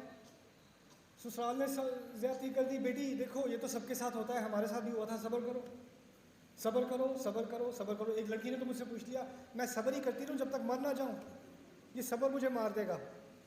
وہ صحیح کہہ رہی ہے، کیونکہ یہ صبر ہے ہی نہیں. قرآن کا صبر کیا ہے؟ پہلے حق بات کرو، جو زیادتی ہو رہی ہے اس کے خلاف کھڑے.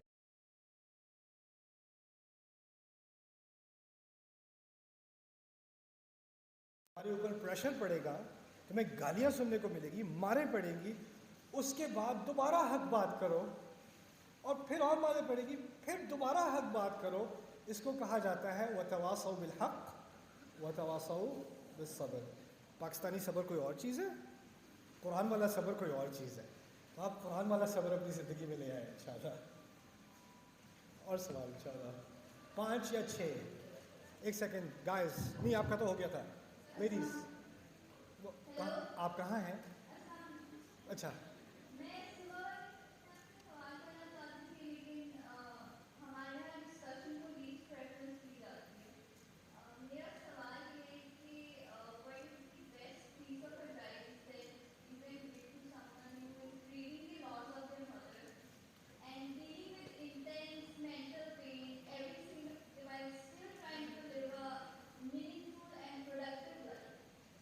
اوکے.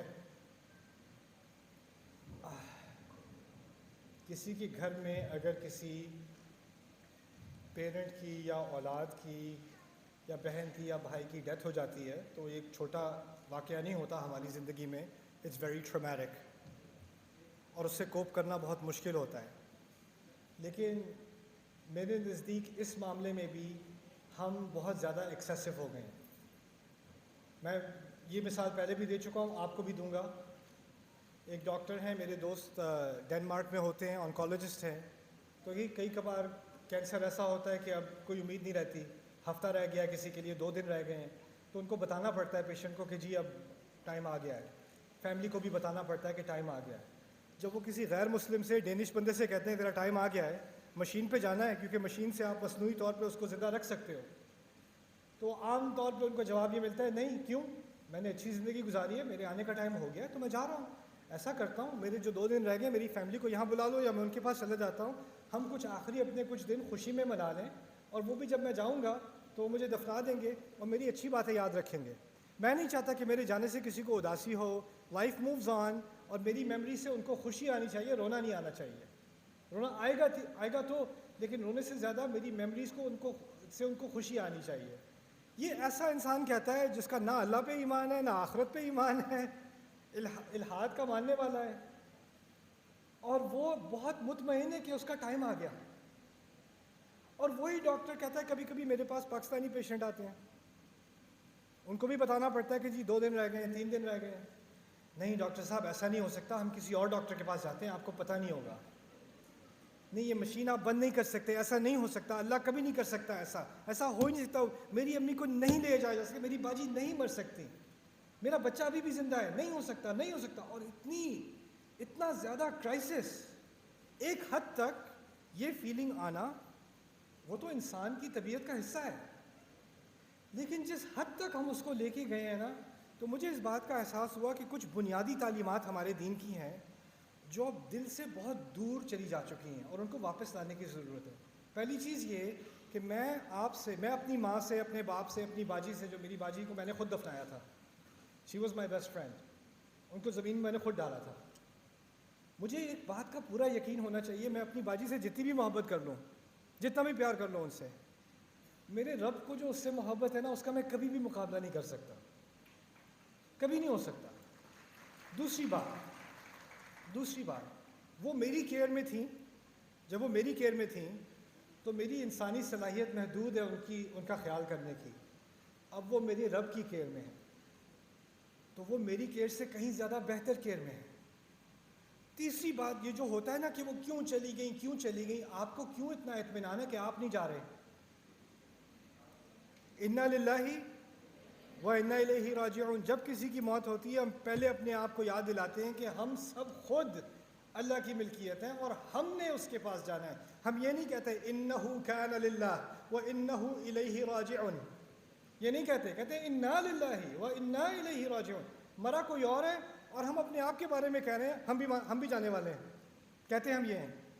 اگر اس بات کا اطمینان ہو کہ ہم واقعی جانے والے ہیں تو پھر میرا ذہن دو چیزوں کی طرف لگ جائے گا۔ دو ہی امکانات ہیں، جانا تو ہے، واپس رب کے پاس جانا تو ہے، میں کچھ بھی کر لوں، میں اس کے بارے میں سوچوں یا نہ سوچوں، انک کادح الی ربک کدحا فملاقیہ، لیکن وہاں جا کر دو ہی امکانات ہیں۔ ایک امکان یہ ہے کہ میری ان سے ملاقات ہو سکے گی یا ہم دو مختلف جگہوں پر ہوں گے، دو ہی امکان رہ گئے ہیں۔ مجھے اب پوری کوشش یہ کرنی ہے کہ میرے اعمال جو ان کے اعمال میں بھی اضافہ کر رہے ہیں، کیونکہ میں ان کی لیگیسی ہوں، میں ان اعمال کو کنٹینیو کروں تاکہ میں بھی اچھی جگہ پہنچوں اور وہ بھی اسی جگہ پہنچیں اور ہماری فیملی ری یونین ہو، اور وہ ایسی ری یونین ہو جو یہاں کے گھر سے، یہاں کی دعوت سے، یہاں کی عید سے کہیں بہتر ہو۔ الحقنا بہم ذریتہم وما التناہم من عملہم من شیء، ان کی تمام نسلوں کو ہم ایک ساتھ ملا دیں گے اور ان کے اعمال میں سے کچھ نہیں لیا جائے گا۔ یہ کچھ چیزیں انسان یاد رکھ لیں تو اداسی تو رہتی ہے لیکن وہ پیرالائزنگ نہیں بن جاتی کہ انسان کچھ کر ہی نہیں سکتا آگے۔ یہ چھوٹی سی دو تین باتیں ہیں جو اللہ تعالیٰ نے ہمیں یہ تحفے دیے ہیں، اور ہمیں مسلمانوں کو ایسا ہونا چاہیے کہ موت کے معاملے میں ہم جس طرح اس سے ڈیل کر سکتے ہیں کوئی اور ڈیل نہیں کر سکتا، اور اگر ایسا نہیں ہو رہا تو ہمیں ہمارے دین کی کچھ بنیادی چیزیں جس کا دل پہ اثر ہونا چاہیے وہ چیزیں دوبارہ سے ریویو کرنے کی ضرورت ہے۔ 4 اور سوال رہ گئے، میں گن رہا ہوں، تم لوگوں کی باری۔ یا وعلیکم السلام۔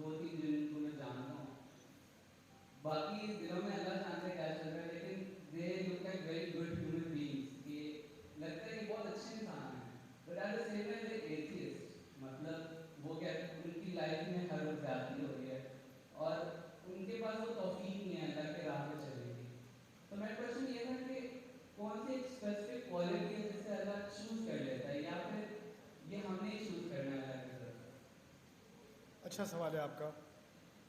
دیکھو، پہلی بات تو یہ ہے کہ اس خواب کے بعد بھی میں دوبارہ ٹیڑھا ہو گیا تھا اور پھر مجھے ایک دوست نے سیدھا کیا تھا، اور دوسری بات یہ ہے کہ جیسے اس نوجوان نے کہا کہ اللہ کے کوئی خاص بندے ہوتے ہیں، اصل میں ایک اور بات میں آپ سے کرنا چاہ رہا تھا، انشاءاللہ وہ میں ملتان جا کے کروں گا۔ اصل میں جس کسی کو بھی کلمہ پڑھنے کی توفیق دی گئی ہے نا، اس کے بارے میں اللہ نے خود کہا ہے ہوا اجتباکم، تمہیں خاص چنا گیا ہے، اس نے خاص چنا ہے تمہیں. آپ میں کوئی خصوصیت ہے کہ آپ کو یہ نعمت دی گئی ہے. اللہ کو آپ کے اندر کچھ ایسی چیز نظر آ رہی ہے کہ آپ اس تحفے کے مستحق ہو. آپ کو اپنے اندر بھی نہیں نظر آ رہی، اللہ کو نظر آ رہی ہے. دوسری بات، تیسری کہ جو ایتھیسٹ ہے اور وہ اچھا انسان ہے، اخلاقی ہے، جو بھی ہے، پاکستان میں جو ینگ لڑکے لڑکیاں ایتھیسٹ ہو جاتے ہیں، مجھے ان سے ایک حد تک ہمدردی ہے. کیونکہ ایک تو ان کے ساتھ بہت زیادتی ہوئی ہوتی ہے زندگی میں، اور دوسرا اسلام کے نام پر جو باتیں انہیں بتائی گئی ہوتی ہیں ان کو سینس نہیں بنتی، اس کی کوئی تک نہیں بنتی. اور اسلام کے نام پہ جو زیادتیاں کی گئی ہوتی ہیں، ابھی میں نے آپ سے کہا تھا اسلام کے نام پہ صبر کہتے ہیں لیکن صبر کا غلط استعمال کرتے ہیں. اسی طرح کی سینکڑوں مثالیں ہیں کہ ہم اسلام کے نام پر بہت ساری زیادتیوں کو اسلامی بتا کے ہم اپنی سوسائٹی میں ایک انجسٹس کو آگے کرتے ہیں. اور کسی کے ساتھ ناانصافی ہو رہی ہو تو وہ آئیڈینٹیفائی کرتا ہے کہ اس ناانصافی کی اصل کیا ہے، اور اس کی اصل تو اسلام ہے. مجھے اسلام نہیں چاہیے، مجھے ایسا خدا نہیں چاہیے. ایسا بھی ہوتا ہے یم لوگوں میں. کبھی کبھی بہت ہی اگریسو ایتھیسٹ میرے پاس آتے ہیں بات کرنے کے لیے، قرآن کی غلطیاں نکالنے کے لیے. میں پہلا سوال یہ ہوتا ہے یہ کب سے ہوا، کب سے اس طرح فیل کر رہے ہو؟ 4 سال سے. 4 سال پہلے کیا ہوا تھا؟ کس پروسیس سے تم گزرے کہ تم یہاں تک پہنچے؟ جب اس پروسیس کے بارے میں تھوڑی سی بات کرو تو اس لڑکے لڑکی کی آنکھوں سے آنسو نکلنے شروع ہو جاتے ہیں. ان کے ساتھ زیادتی ہوئی ہوتی ہے. کوئی ایسے شیطانی نہیں بن جاتا، کوئی ایسے ملحد نہیں بن جاتا. ان کے اندر بھی ایک انسان ہے، اس انسان کی بھی ایک فطرت ہے. تو پہلی چیز ہے کہ ہمیں ہماری سوسائٹی میں جو لوگ دین سے ہٹ رہے ہیں ان سے پہلے آپ ہمدردی کر لو. پہلے ان کے ساتھ ہوا کیا ہے جو جس چیز نے ان کو دین سے دور بھیج دیا ہے. اگر آپ وہ سمجھ لو گے نا پہلے، تو قرآن کی دعوت صرف ڈیبیٹ کرنے کے لیے نہیں ہے، پوائنٹس بنانے کے لیے نہیں ہے. کیونکہ آپ جو لڑکا میں نے کیا ہے ایتھیسٹ کے ساتھ، میں نے ڈیبیٹ کی ہیں، اور ڈیبیٹ جیتنے کے بعد وہ پھر بھی نہیں مانتے.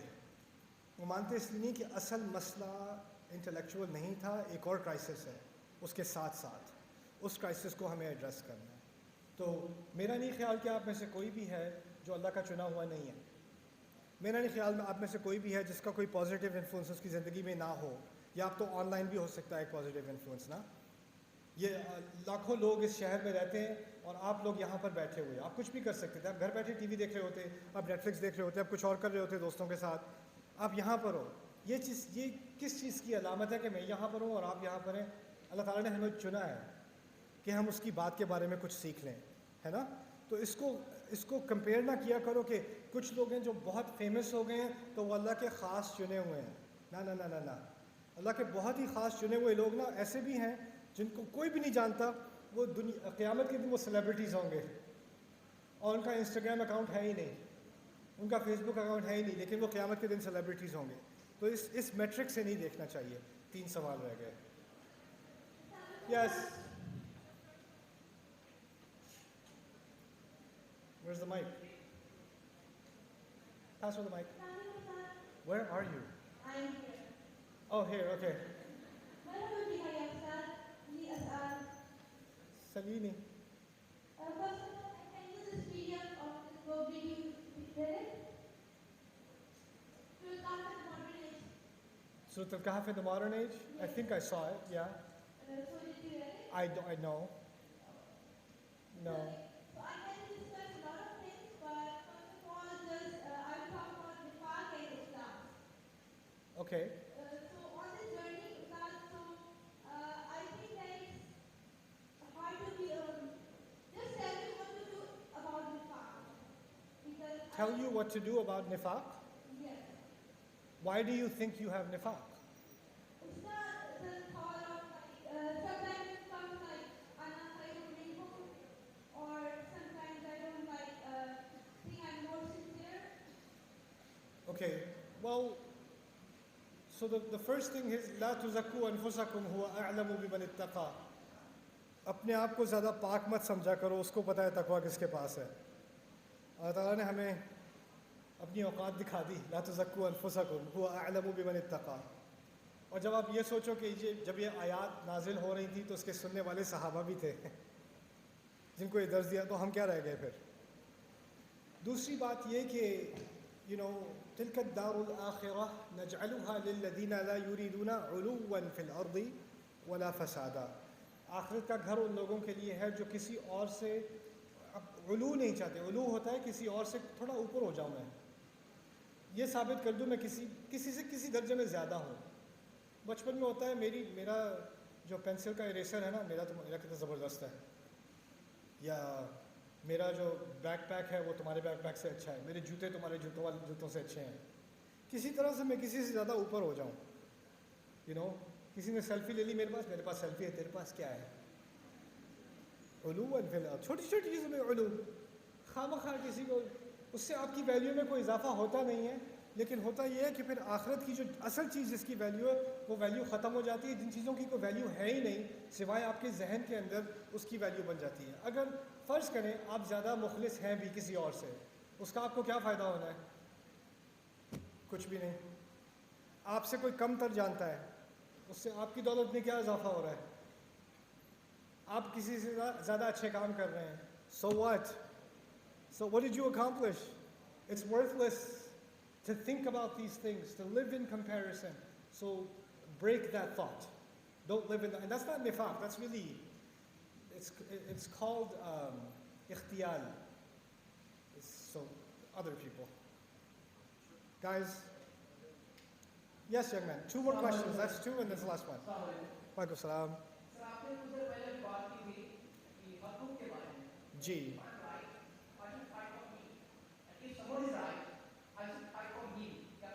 جی. سر اکثر ہماری سوسائٹی میں یہ دیکھا گیا ہے کہ جو مائنورٹی ہوتے ہیں, minority on any basis, on age, on religion, caste, creed, culture, anything, اگر رسم کی بات کر رہا ہے, صحیح بات کر رہا ہے, پھر بھی اس کو دور کے فرض کریں میں 25 سال کا ہوں, ایک 10 سال کا بچہ ضروری نہیں ہے کہ وہ غلط بات کرے گا. کبھی نہ کبھی آؤٹ آف 24 آورس وہ میرے سے کچھ اچھا بات کر سکتا ہے اپنے اسٹینڈ ڈینس. دس دفعہ اس نے اچھی بات کی اور میں نے ہو سکتا ہے 100 دفعہ کیا ہو, لیکن ہم کیا کرتے ہیں اس 10 دفعہ بھی اس کی بات نہیں سنتے ہیں. آپ کو بات کر چکے ہیں. اب میں بس یہ پوچھنا چاہتا ہوں کہ what is the basic wrong in hour of برینگ کہ ہم یہ بات سن نہیں سکتے, کیونکہ مجھے ایسا لگتا ہے کہ ہم یہ بات اگر کر سکیں تو ہمارے سوسائٹی بہت آگے جائے. بالکل ٹھیک کہہ رہے ہو, بالکل ٹھیک کہہ رہے ہو بیٹا. دیکھیں میرا جائزہ ہے, ہو سکتا ہے غلط ہو. جہاں تک میں جب جہاں گیا ہوں پاکستان میں نا, میں آپ لوگوں کو غور سے گھور کے سمجھنے کی کوشش کر رہا ہوں, سائیکو اینالائز کرنے کی کوشش کر رہا ہوں. تو کچھ چیزیں سامنے آ رہی ہیں میرے. ان میں سے ایک چیز جو سامنے آئی ہے نا وہ یہ ہے کہ ہر کسی نے اپنی قدر ثابت کرنی ہے. ہر کسی نے اپنا ایک درجہ جو ہے وہ ثابت کرنا ہے. یہاں تک کہ کوئی اسٹوڈنٹ بھی ہوگا تو وہ یہ نہیں کہے گا میرا نام عبد الکریم ہے, وہ کہے گا میرا نام عبد الکریم ہے, میں 3rd year medical student, MBBS. کس نے پوچھا تھا یار؟ کیونکہ اس کے ذہن میں ہے جب تک میں یہ نہیں کروں گا, یہ نہیں کہوں گا تو میری کوئی قدر نہیں ہوگی.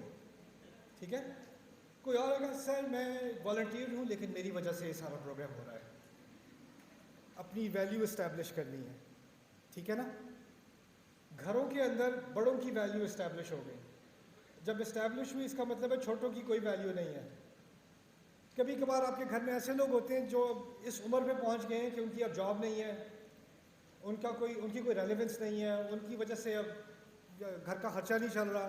تو اب کیونکہ ان کی ریلیونس نہیں رہی نا, تو گھر میں کوئی بھی فیصلہ ہونا ہوتا ہے تو بس ایک شخص اس کی مخالفت کرتا ہے, وہ بندہ جو ریٹائر ہو چکا ہے. کیوں؟ کیونکہ جب وہ مخالفت کرتا ہے تو لوگ کہتے ہیں آپ کیوں, آپ کی وجہ سے نہیں ہو رہا. اب اس کو لگتا ہے اب میں دوبارہ ریلیونٹ ہو گیا, مجھ پہ آ کے سوئی اٹک گئی.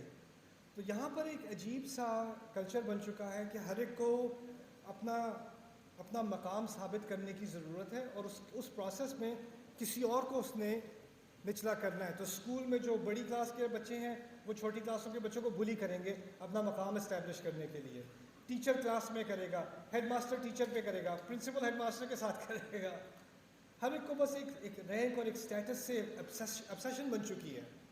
اور اسی لیے یہاں پر تعلیم کے ساتھ بھی یہی ہوا ہے کہ اب ینگ لڑکے لڑکیاں تعلیم اس لیے حاصل نہیں کر رہے کہ ان کا ذہن کھلے گا, وہ دنیا کو ایکسپلور کریں گے, کوئی نئی خدمت جو ہے وہ سروس پرووائڈ کریں گے, کوئی نئی چیز انوینٹ کریں گے, کچھ ایکسپلور کریں گے. نہیں, ساتھ میں ڈگری کا ایک ٹائٹل لگے گا تو میرا ایک مقام ہوگا, میں یہ کہہ سکوں گا کہ میں یہ ہوں, میری یہ ڈگری ہے.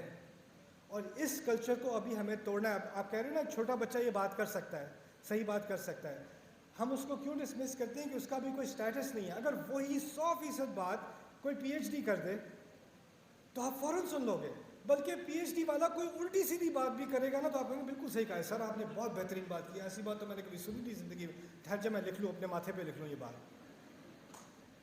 یہ پاگل پن بن چکا ہے, اسٹیٹس کا اتنا مقام ہو گیا کہ عقلیں بند ہو گئی ہیں.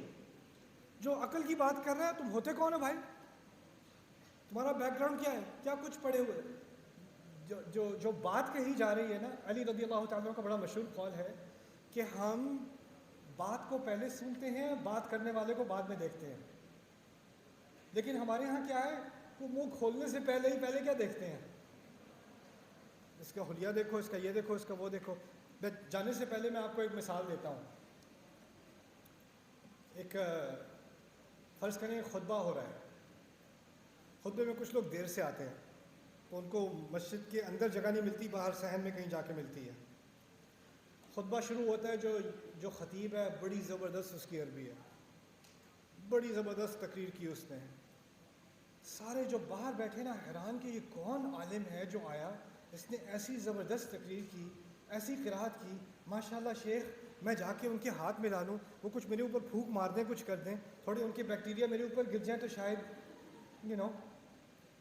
لیکن اندر ہوا یہ کہ کوئی 17 سال کا لڑکا تھا, اس نے بنیان پہنی, ٹی شرٹ پہنی ہوئی تھی, جینز پہنی ہوئی تھی, اس نے جا کے مائک پکڑ کے خطبہ دینا شروع کر دیا.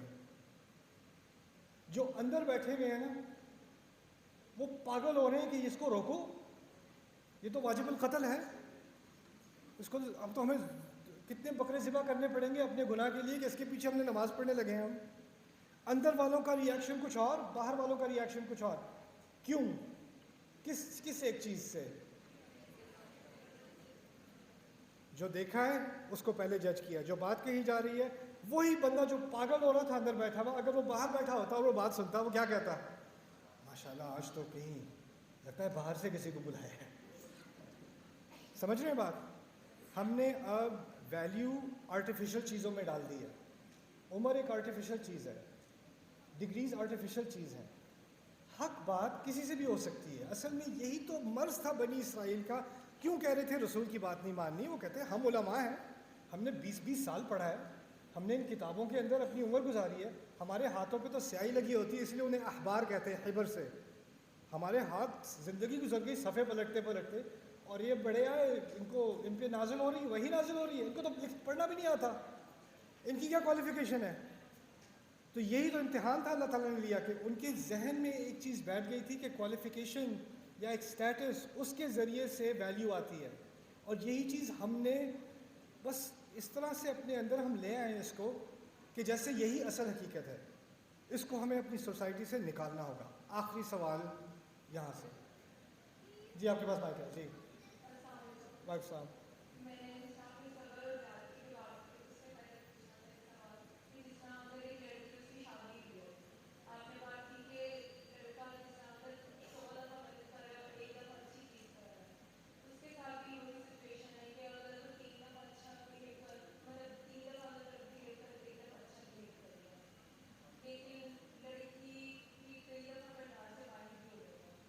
لڑکی کیا؟ اچھا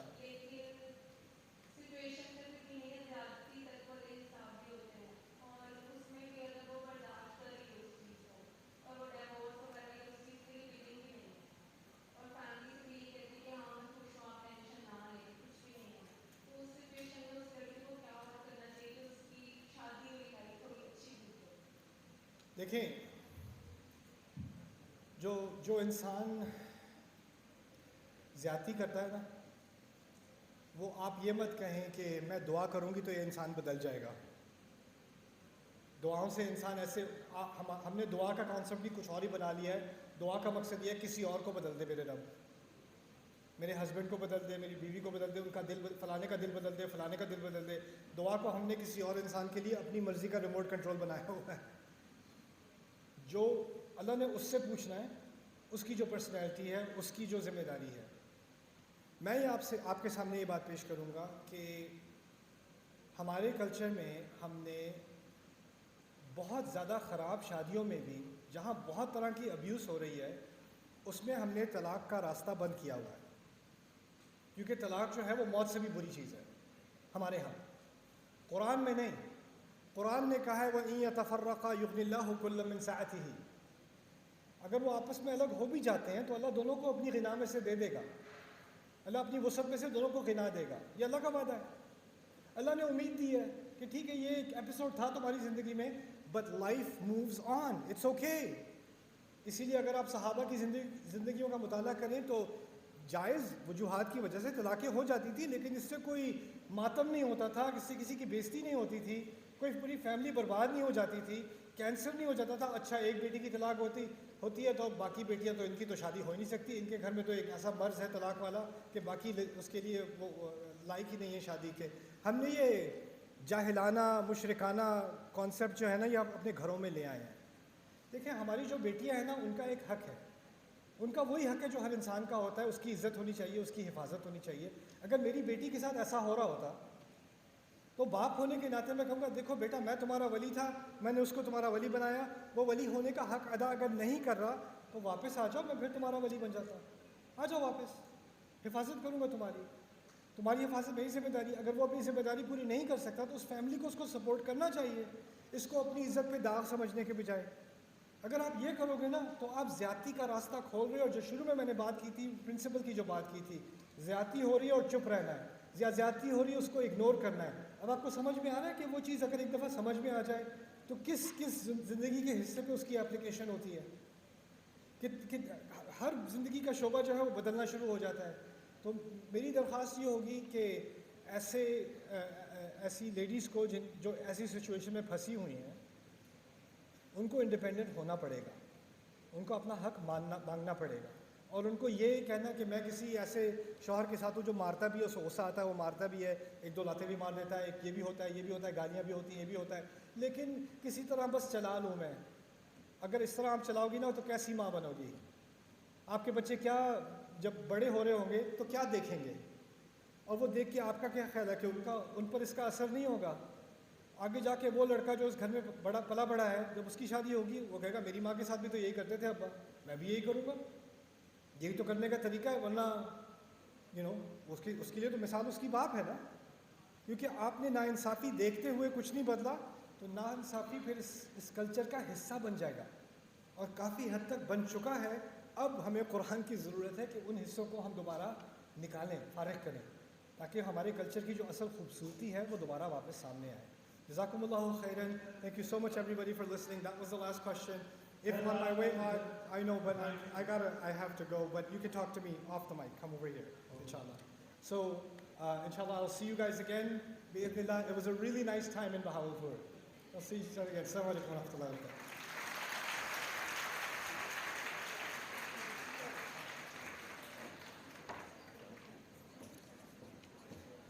At the end, I would like to invite and request President Chamber of Commerce. ٹھیک ہے.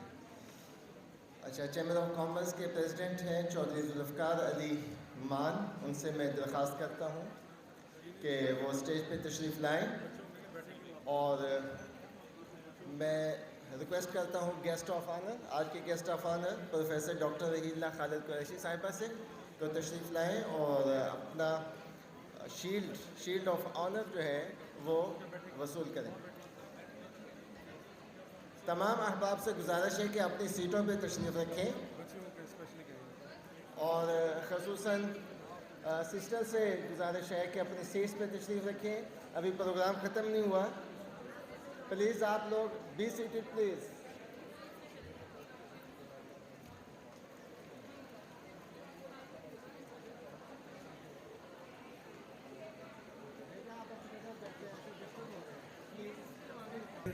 شیلڈ تقسیم کرنے کے بعد ریفریشمنٹ تقسیم ہوگی. جسٹ 2 سے 3 منٹ کا انشاءاللہ وقفہ ہے. میل سائڈ